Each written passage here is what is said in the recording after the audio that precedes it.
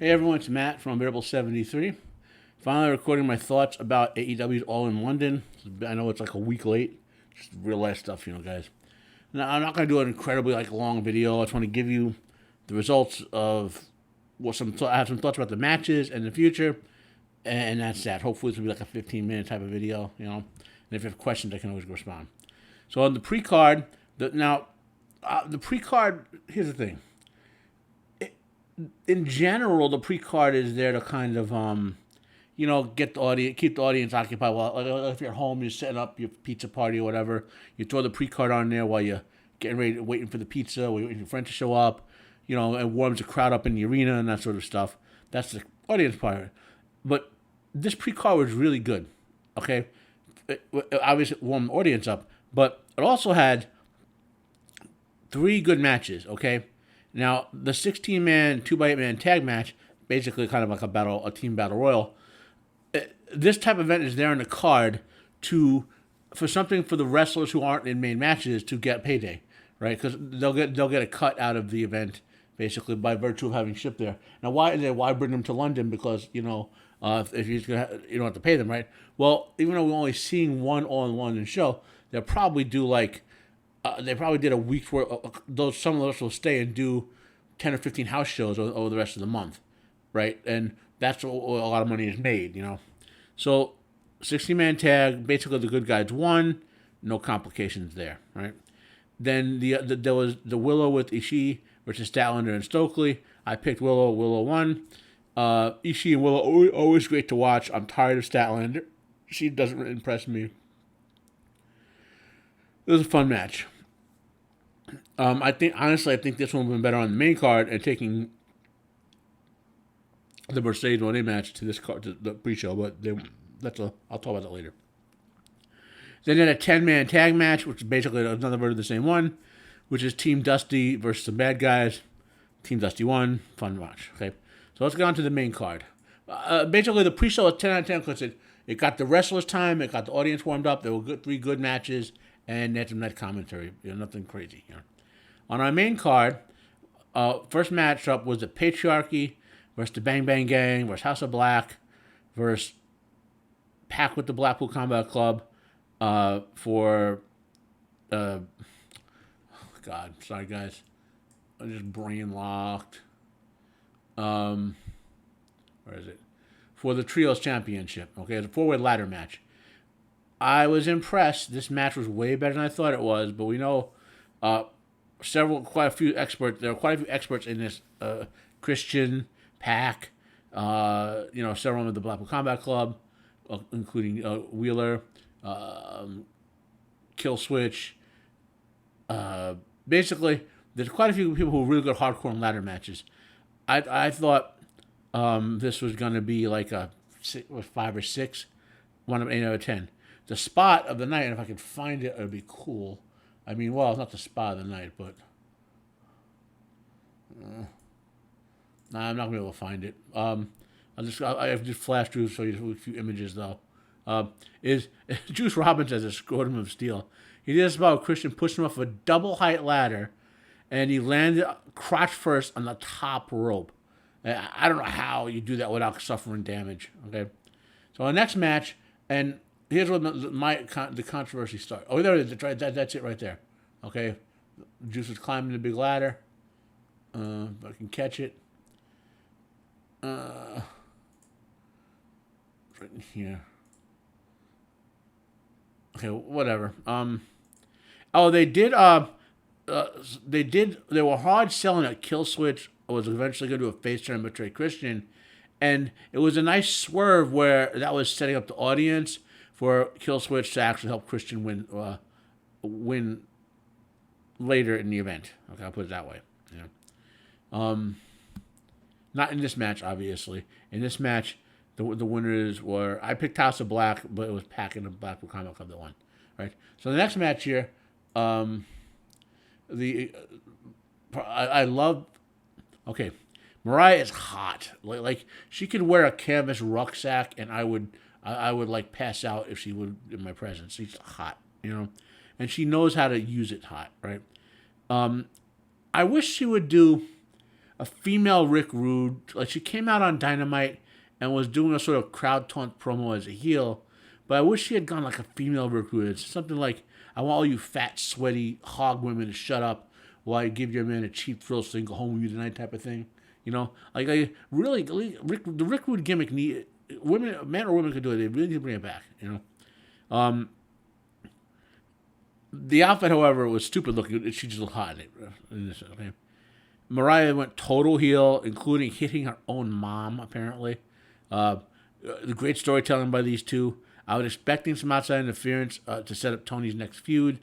Didn't happen. I'm wondering if there's going to be a follow-up feud, maybe a hardcore match. Mariah won fairly clean. This is a new champ. This is a 9.5 out of 10. I love this match. This should have been down on the card where the stupid Mercedes Moné Britt Baker match was, and they should have swapped them. Honestly, I would have put the Mercedes Moné on the pre-card because it was horrible, and not horrible, really bad, you know. Later, the Tony Storm did great work handing the baton to Mariah May. Yeah, really, really good. Next match was Jericho versus Hook. I had picked Jericho. I thought, honestly, I think they made a mistake. Hook won it. I think they made a mistake. I think Hook needed to go on a tear and mess people up for a while. Like the way Taz would. Like Hook needs to be, in a way, almost like, not quite, but Taz 2.0, where he just wrecks people to get what he wants. And he doesn't look as intimidating as Taz. But anyway, Jericho did a great job. He puts over younger talent while still looking strong. FTW was basically, it's an ECW style, no DQ match. It became a 3-on-1. I think Jericho's my age, but he has a middle-aged looking body, but he can still perform at an elite level. The match was paced well. Taz came in, basically, when Hook put on the Taz mission, which he calls something else, I don't remember, I'm always going to call it the Taz mission. And then I think one of the members of the Learning Tree, I can't remember his name right now, he was going to come and interfere, and Taz came and put him in the Taz mission. So Hook won, Hook his dad. And it's a great example of storytelling, a great example of short-term storytelling. I wish they had played the long game better with this event. This was a 9 out of 10. Because Hook has to have this title and retain it for a long time. Otherwise, it's going to be like, oh, Hook has it, someone gets it in 3 months, and Hook chases it. I mean, no, he's got to hold this title for a while now. If the long-term storytelling had been better, this would have been a 10 out of 10. But it was a 9 out of 10. Next up, we had the Young Bucks. Some really cool little work in there. The only thing I don't like, and I don't mean to sound horrible, I think the female refs do a good job, but the problem is female refs don't take the same type of bumps in male matches that male refs do. And it loses storytelling element, especially in a match like this. Okay? So just keep that in mind. So next we have a match that I don't understand the way they're booking it. There's a long-term storytelling plan here. Basically, it's the Young Bucks versus FTR versus The Acclaimed for the AEW Tag Team titles. I picked The Acclaimed to win. The Young Bucks won it. Now, I'm a Bucks fan, and I like The Acclaimed. FTR is really good in the ring. I just don't... Really good wrestlers. I just don't necessarily like them. They're not charismatic to me, right? Now, the rumor is FTR is going to leave at some point, or possibly retire. One of them might retire. I don't know the truth of that, okay? The Young Bucks go all in on being heels. They dress like the Beatles and Sgt. Pepper, further pissing the crowd off. It's a good match. The Bucks retained. Not a great match. The Bucks have to drop this title to someone, okay? They have to. It's getting boring watching them. You know, the tag team division needs someone to be chased, and the Bucks aren't really being chased. 7.5 out of 10. Loses point for storytelling. A good match, not a great match. Now this was the Casino Gauntlet match. So the Casino Gauntlet match is basically kind of like a Royal Rumble, but it can end at any point with a pin or a submission in the ring. So if the first guy, it's over. You know. People in the match. If I can find the list, they don't have the list anymore. Oh, we go. So it's Orange Cassidy, then Kazuchika Okada, then Nigel McGuinness, who came out of semi-retirement and the first time had an AEW match, even he wrestled otherly, okay. Kyle O'Reilly, Zack Sabre Jr., Roderick Strong, Mark Briscoe, Hangman Adam Page, Jeff Jarrett, Ricochet, Christian Cage, and Killswitch. And they all basically came out, okay? At least those are the ones who came out. There were more who could have, but the match ended. I had picked Hangman Adam Page to win this because I thought this was going to set him up to finish his rivalry with Swerve, okay? But Christian Cage won it. And remember I said before, they don't, okay, the list I read to you is wrong. It hasn't been edited on Wikipedia properly, okay? Forget that. Those people plus some other people. No, I did read Ricochet's there. I read Ricochet, okay. So, the crowd popped hard when Nigel McGuinness, who came in. He was basically a legend appearance. He looked real good, though. And they popped real hard when Ricochet made his debut. Ricochet should shine in AEW. And they did the swerve I mentioned earlier, where they sold Luchasaurus as having enough Christian Cage to do a face turn, but stayed heel and helped to win the match. This was a 10 out of 10. I love this match. It was great work by all the men involved. Excellent spots, good storytelling, constant dynamic flow in the ring. I don't necessarily like that Christian won it, but you got to put a title. So now Christian's going to have a title feud with Bryan Daniels. Question is, because we'll get to that later. So now we get what to me was the match of the night, which was MJF versus Will Ospreay. Now they had a match of the year candidate, probably not even, I would say not even. Here's Ricochet. 2 weeks ago on Dynamite, these two had a match of the year thing, and this is just as good. So two of the 10 best matches of the year are Will Ospreay and MJF. Okay, Ospreay's Assassin's Creed entrance was cool. He right. The crowd popped real hard for him. The crowd popped hard for MJF. MJF went all in on being a foreign heel from America. Matt, he's the best heel talker in the game right now. Okay, it was good or better than the Dynamite 1 hour match. Daniel Garcia made a surprise appearance because AEW's been doing some real good work with their storytelling by planting that guys are going to leave and they come back, like contract wise and all that. Excellent long term story work. 10 out of 10. This match was great. See if I can catch some. In my still for this, my what do you call it? My thumbnail for this. I have a cool spot where Will hits the his Osprey cutter, the Oz cutter or whatever, on the ring apron. It was really good.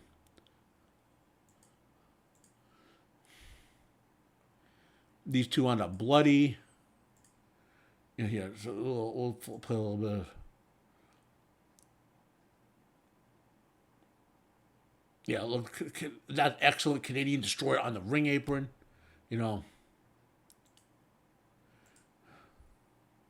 And he's about to power bomb him to the floor, I think. No, he's trying to Canadian Destroy him to the floor, I think it was.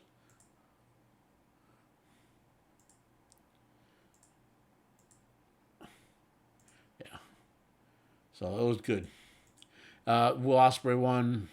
I picked MJF to win this because AEW struggles with their long-term storytelling. Okay, I think he should have won, hurt Will Ospreay, so Will Ospreay could disappear for a month and recover. Then Ospreay comes back on a hunt and they finish the rivalry with him retaining it. Maybe after Ospreay earns the spot again in the full whatever AEW's like November or December pay-per-view would be, Again, they got to work on their long-term storytelling. Now we get to the mess. Okay? Now, I do not hate Mercedes Moné. Obviously, she's incredibly beautiful, athletic. Within a given match style, like a WWE women's style match, she can do okay. Okay? And she's athletic enough, I think she could learn to be a better wrestler, right? But the problem is, WWE for most of Vince's run, he only likes one style of wrestling, which is just like North American athletic. They all do the same moves, have the same ring dive, have the same jumps, have the same slams, and they just repeat over and over again. And when now people don't need to understand this, that wrestlers have to train their wrestling styles. You don't just naturally do them as, oh, I'll just do this 7 moves or whatever. If you're going to do lucha style with the timings involved, if you're going to do Japanese hard strong style, what you have to basically doing heavy duty MMA sparring. If you're going to do technical wrestling with counter wrestling, if you're going to do anything, even the North American style, you have to train it, okay? And I don't think Britt Baker is an excellent technical wrestler who can do match styles with other people, right? But what she does is basically a women's technical wrestler like Daniel Bryan or Bret Hart or someone like that who uses like yes, there are different types of technical wrestling. There's like MMA style technical wrestling where Bryan kind of does. He does a little. He crosses between technical and Japanese strong style a little bit. Where say Bret Hart does the pure technical stuff. Britt Baker is kind of in that sort of scheme, okay, and and she's beautiful too, by the way. No contest there. We saw when Mercedes Moné fought Stephanie Wakour that she's athletic enough to work with her, but she doesn't know the timings of lucha style. So Stephanie Wakour, she's basically like kind of like AJ Styles with some lucha thrown in. Okay, she's that good and she's that style wrestler. And Mercedes Moné, when Stephanie Wakour adjusted herself to Mercedes Moné, the match flowed better, right? Whereas Britt Baker here had difficulty for the first 2/3 of the match getting in sync with Mercedes Moné. The last third of the match was better. I'll grant it that, okay? So let's give you my notes here. And I don't know if they couldn't adjust to each other's style or they didn't, but it didn't happen for most of the match. This should have been way earlier, and the women's style should have been here. The crowd just wasn't into it because the two women were just not botching, but just kind of mistiming everything. This kind of comes across as Dr. Britt Baker being told to get Mercedes Moné over rather than the confusion of a feud. You come down to spinning the whole Mercedes Moné will be beating another former AEW Women's Champ to put another under her belt. They did a nice spot where Britt Baker reversed an avalanche body slam. So the ladies did some good work there. That was in the third of the match when they kind of got in sync better. There's a nice story element with Britt Baker faked Camille hitting her with the belt and got Camille kicked out. The last third of the match I guess was better. Mercedes Moné won. I had picked Britt Baker. I really think Sasha Banks, I don't know. Mercedes, she's got to, I don't know what they could do, but I'm not impressed with the work. Other than her sex appeal is the only reason I want to watch her matches, to be honest. And 5 out of 10 for that one. Now we get to another match that should have been earlier, but I guess because of Sting appearing, it was later, right? Now the beauty of this this match got the crowd. Let's see if I can catch the avalanche body slam. This might be it.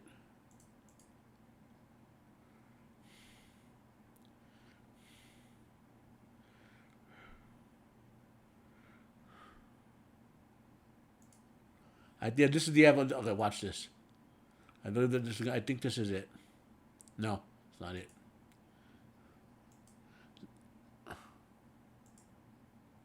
That's it.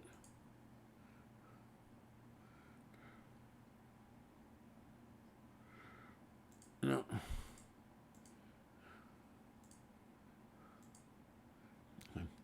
Whatever. I don't want to dwell on the bad match. So this next match is Darby Allin versus Jack Perry. I picked Darby to win.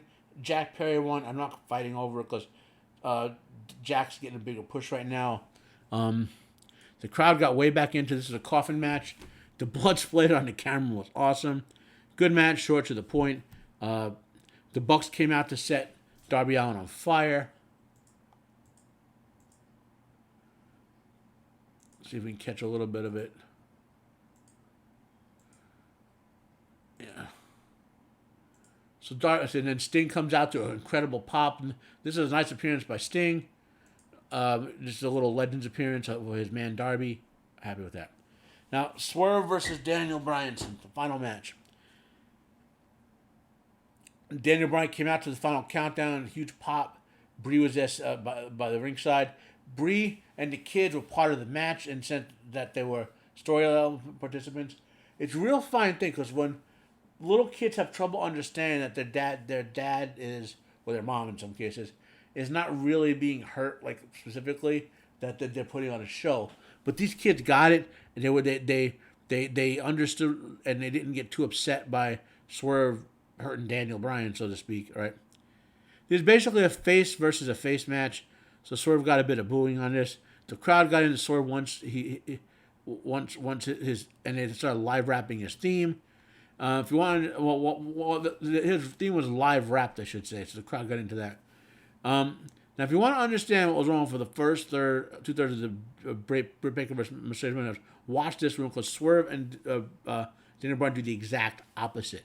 They coordinate different styles perfectly. They switch styles, each of them, About 5 minutes in, Swerve adopted the heel role for the match when he DVD'd on top of the ring bell, Bryan. He also started working the audience as a heel. And he nice heel work, smashing Bryan down by his family, taunting them. Right? So the good storytelling. There was excellent wrestling and counter wrestling in this match. See if we can show a few seconds of it. Oh, I think this is a good spot. This is where the cameraman is not necessarily helping them, but he should be showing Daniel Bryan in this shot. He should be showing also. It goes like Swerve is lifting Bryan. That's why I lost a little bit of point. But again, nice work by these guys setting the moves up. See if we can catch some cool stuff here. The great work. Yeah, Swerve sold that he's in trouble. Now he's taunting with his own move. And now this is where I got annoyed. Hangman Perry came in. The Hangman came. Adam Page came in. There shouldn't have been any outside interference. He didn't interfere. He got dragged off, and then I got a little annoyed by it. It was okay. It's why this match wasn't a 10 with those two little blips of outsiders interfering. This was the Daniel Bryan won. They did a masterful storyline, Swerve, to convince everyone that this was Bryan's last match. He really was going to retire from regular work. Now he's going to want a final run, it looks like, as AEW champ. He'll do a great job putting some face time on that belt. So when the heel comes up for the belt, it better not be Christian, because I do not want to see Christian. I want to see Bryan hold the belt for at least 6 months, okay? And then maybe, not sure who. I mean, I'd have to think over who. Maybe MJF, right? Maybe MJF is the one who takes it from Bryan. I don't know, but that would be great. Anyway, this is a 9.5 to 9.7 out of 10. This is the first time in AEW Swerve ever tapped out. So, yeah. And we're a little bit of the end here. Yeah. And the last thing about AEW is they end on I would have liked to see Swerve and Bryan shake hands at the end of this. Like and then Bryan gets his kids in the ring. So good show. Now, so overall, it's an 8.5 out of 10. If they didn't have that stupid Mercedes Money Britt Baker match, would have been 9 point something out of 10. Again, the major problem is the place of the Mercedes Money match and Darby Allin match. I think Mercedes Money match should have been swapped with Tony Storm's match, and maybe Darby Allin's match could have been a couple earlier. The Britt Baker, basically the Britt Baker Mercedes match I said before, clearly solely to use the feud to put Monet over as a heel and a champ. That time was I already mentioned all that. So you have my thoughts on it. I don't want to belabor this, guys. Now they're all prepped for AEW All Out next week, and we'll have some good Dynamite Collision Rampage and all that. I'm out of here. If you have any questions down below, just drop them, of course.